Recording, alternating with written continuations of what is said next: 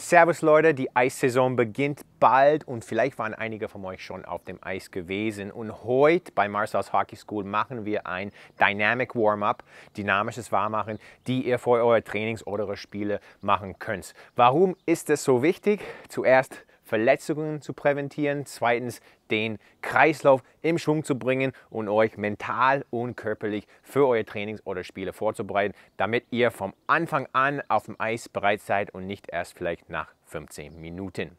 Legen wir gleich los.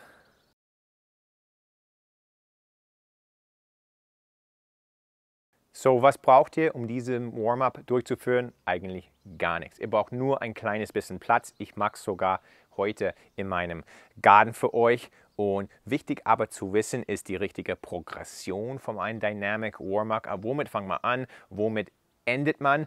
Da sehe ich die meisten Fehler, wenn Leute versuchen, sich warm zu machen. Die machen Übungen vielleicht auf dem Boden, sitzen sich hin und dann wollen sofort in Sprints reingehen.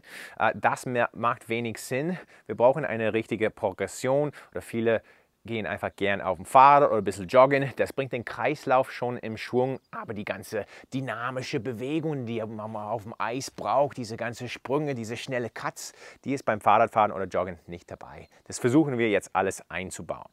Wir fangen auf dem Boden an. Wir werden die Wirbelsäule erstmal so ein bisschen rotieren, mobilisieren. Wir gehen im Vierfüßlerstand. Ich gehe in den Buckel. Und dann in Hohlkreuz. Und dann im Buckel. Und dann im Hohlkreuz. Ich werde nicht jede Übung so lang machen, wie ich es normalerweise machen würde, sonst dauert es zu lang. Nur, dass ihr eine Idee bekommt, was man machen soll. Das würde ich ungefähr 5 bis 10 Mal machen. Dann mobilisieren wir auch die Brustwirbelsäule. Wir tun eine Hand auf dem Kopf so, rotieren nach unten und nach oben und nach unten und nach oben. Das würde ich dann 5 Mal pro Seite machen. Und die letzte Übung, die wir auf dem Boden machen, ist einfach ein bisschen was für die Hüften. Wir sitzen uns so, dann bringe ich eine Hüfte, ein Knie nach innen, lasse das andere Bein zur Seite fallen und dann gehe rüber auf die andere Seite. Da wird sich schon merken in die Hüfte. Bei manchen tut es ein bisschen weh, es sollte nicht weh tun. Geh nur bis zu dem Punkt, wo ihr merkt, okay, ich spüre ein bisschen Mobilisation, sollte nicht weh tun. Das würde ich ungefähr 5 Mal pro Seite machen. So, das reicht aber mit dem Sitzen. Wir müssen uns jetzt ein bisschen mehr bewegen. So, jetzt habe ich einfach einen Stuhl genommen. Ihr könnt einfach an eine Wand gehen meistens. Wenn ihr an der Eishalle sind oder am Sportzentrum, gibt es sicherlich irgendwo eine Wand, wo ihr die Übung machen könnt. Hier nehme ich einen Stuhl, damit ich es einfach hier anfassen kann. Und wir machen Beinschwung. Erstmals nach vorne. Vorne und nach hinten. Da würde ich sagen, ungefähr 10 Mal pro Bein. Dann könnte ich es umdrehen. Wie gesagt, ich mache nicht den kompletten Warm-up. Ich will es euch nur zeigen. 10 Mal pro Seite.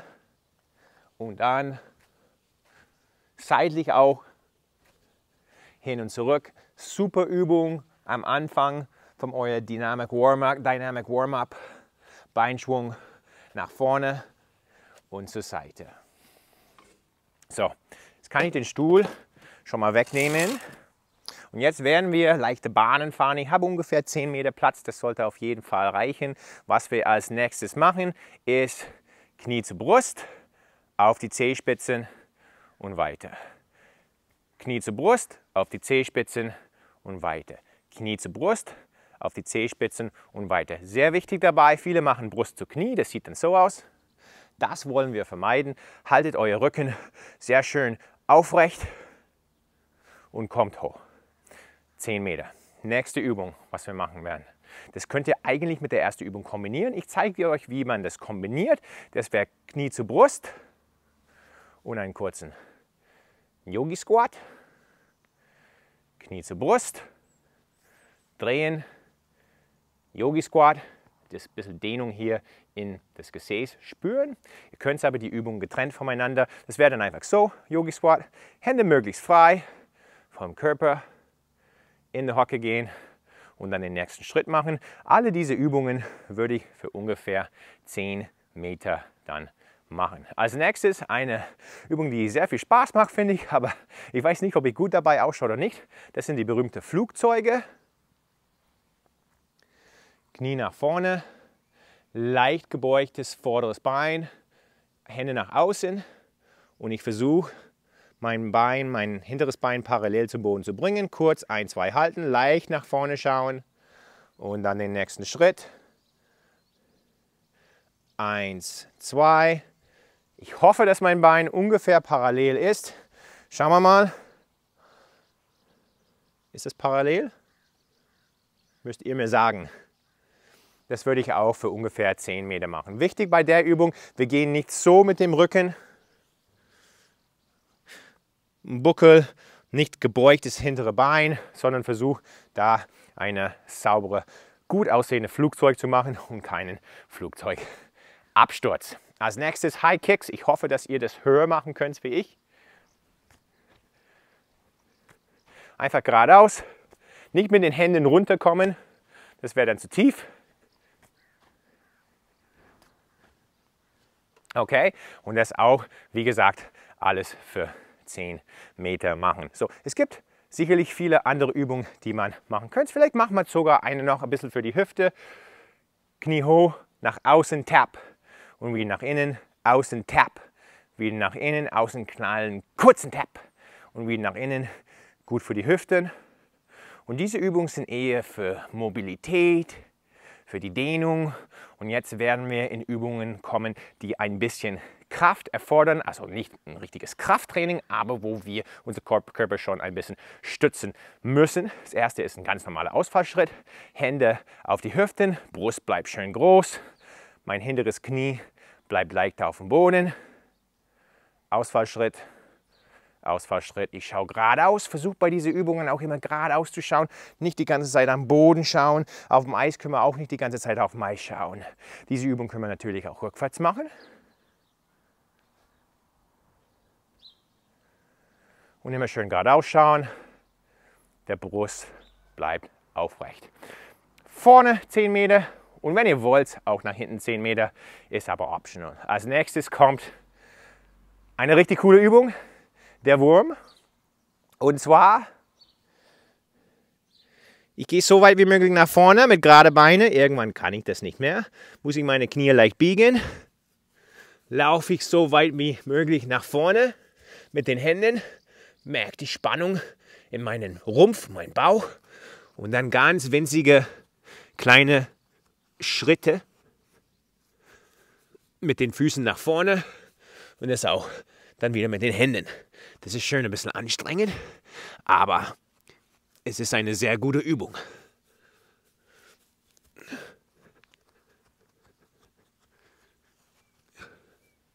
Und das ist ungefähr für 10 Meter. Ich mache es einmal auch seitlich für euch. Ich hoffe, dass ich hier genügend Platz habe. Runtergehen. Spannung hier halten und mit den Füßen dann nach vorne laufen. Somit kommen auch die Arme ein bisschen ins Spiel, werden auch warm, das ist wichtig. Wir wollen nicht nur ein Dynamic Warm-Up für die Beine machen, sondern für das gesamte Körper. Jetzt gehen wir wieder in eine Art Kraft-Dehnübung für die Beine. Das ist ein sehr großer Ausfallschritt. Es kommt in mehrere Schritte. Riesenausfallschritt. Der Hand auf der anderen Seite. Rechtes Bein, linke Hand geht auf den Boden. Dann tue ich meinen Ellbogen vom rechten Arm zu meinen Knöcheln. Das ist Stufe 1. Ich versuche nicht einen großartigen Buckel zu machen, sondern hier tief zu kommen. Anschließend mache ich auf und schaue auf meine Hand nach oben. Und den letzten Schritt ist ein bisschen nach hinten rocken. Andere Seite, die mache ich Side View für euch, damit ihr es besser sehen könnt. Großer Schritt, linkes Bein. Rechte Hand kommt am Boden. Spürt man eine schöne Dehnung. Linkes Ellbogen zu meinen Knöcheln. Aufmachen, zumachen, zurückdehnen und dann einen Schritt vorne. Wunderschöne Übung für den kompletten Körper. Ruhig auch 10 Meter machen. Und der letzte Art, so ein bisschen Kraftübung, die wir machen werden, ist der Bear Crawl, Bear Walk. Ich gehe im Vierfüßlerstand, aber jetzt bringe ich meine Knie hoch und ich würde dann mit meinem rechten Arm und linkes Bein gleichzeitig laufen. Kleine Schritte. Ich laufe jetzt Richtung Kamera. Schau leicht nach vorne. Versuch nicht zu wackeln. Zu große Schritte und wackelt man. Oder wenn man keine Spannung im Rumpf hat. Und was man auch vermeiden möchte, ist das. Oder irgendwie das. Rücken muss möglichst flach bleiben, wie ein Brett. Man könnte etwas hier drauf balancieren. Das ist anstrengend, super für Körperkontrolle. Bear Crawl.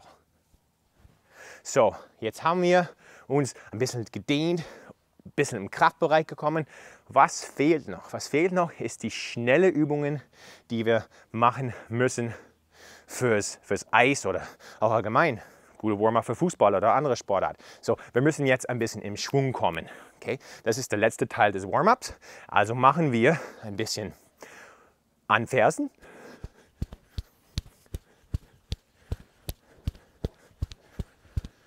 Würde ich 10 Meter machen. Dann hohe Knie.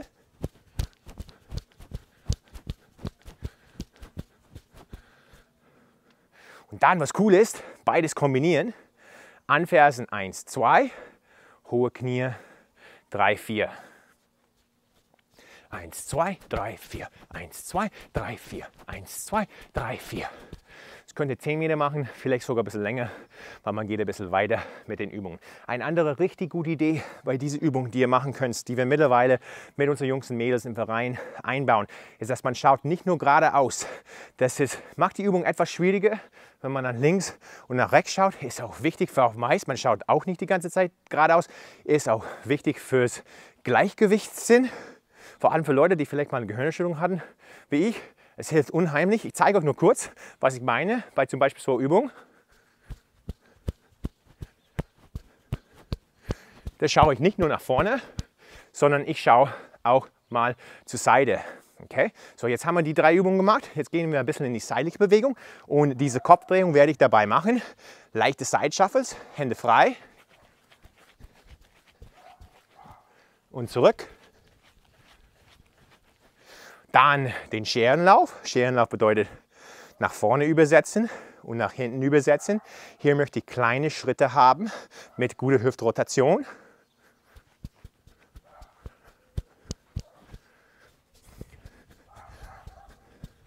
Und wenn ihr beim Scherenlauf den Kopf dreht, wichtig ist zu schauen, dass ihr nicht im selben Rhythmus wie eure Füße, euer Kopf dreht. Das macht es noch schwieriger. Also normalerweise würden wir das so machen, weil mit jedem Schritt würden wir quasi einmal den Kopf drehen. Versuch quasi den Oberkörper von dem Oberkörper zu trennen. Schau vielleicht nach vorne ein paar Schritte mit dem Kopf, dann nach hinten und dann wieder nach vorne schnell. Sehr wichtig, Oberkörper muss manchmal was anderes machen als den Unterkörper. So, was fehlt noch? Wir sind noch nicht rückwärts gelaufen. Okay, kurze Backpedals.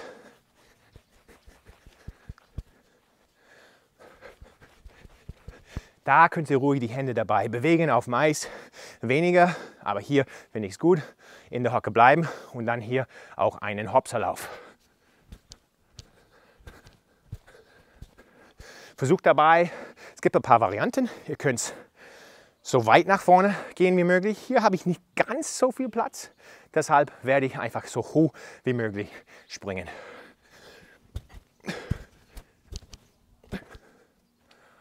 Und was fehlt noch? Eigentlich nicht viel, aber ich empfehle am Ende immer ein paar Sprints zu machen. Auf Mais müssen wir sprinten. Das ist das Einzige, was gefehlt hat. Hier sind die Sprints. Also werde ich einfach meine Hände auf die Hüfte haben. Ich werde am Kamera vorbeilaufen und hoffentlich nicht ins Gemüsebeet reinkrachen. Ich lasse mich nach vorne fallen und packe hier den Sprint aus. Wow. Und von diesen Sprints könnt ihr auch unterschiedliche Variationen machen. Ihr könnt zum Beispiel ganz schnelle Sprints auf die Stelle machen und dann in einen Sprint gehen. Das wird dann so ausschauen. Oder ihr könnt mal ein paar Hampelmänner machen, Seitensprünge und dann einen Sprint ausgehen oder zur Seite Hüftrotation. Oder ihr könnt euch sogar auf dem Boden sitzen, damit ihr so schnell wie möglich aufstehen müsst und explodieren.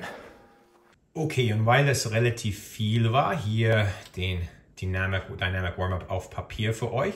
Also wie gesagt, wir fangen an im Sitzen an mit ein paar Mobilisationsübungen.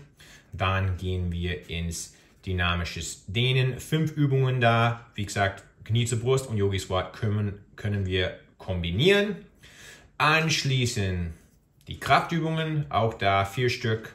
Immer abwechseln. Eine Unterkörperübung, eine eher oberkörperlastige Übungen und so weiter. Das ist, damit wir uns daran gewöhnen, auch mit ein bisschen Kraft den Körper zu bewegen, nicht nur auszudehnen. Und dann natürlich am Ende, um richtig auf Schwung zu kommen, die Schnellkraft-Sprintsübungen.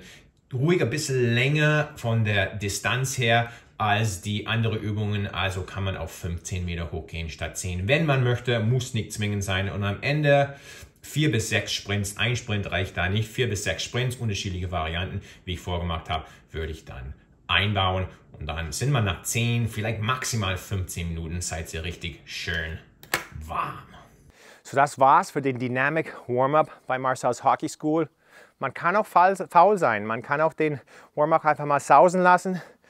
Ihr werdet nicht so bereit sein fürs Eis. Ihr werdet höhere Chancen haben, euch zu verletzen. Es lohnt sich einfach nicht. Macht 10 Minuten einfach vor euer Training oder euer Spiel und es wird euch helfen.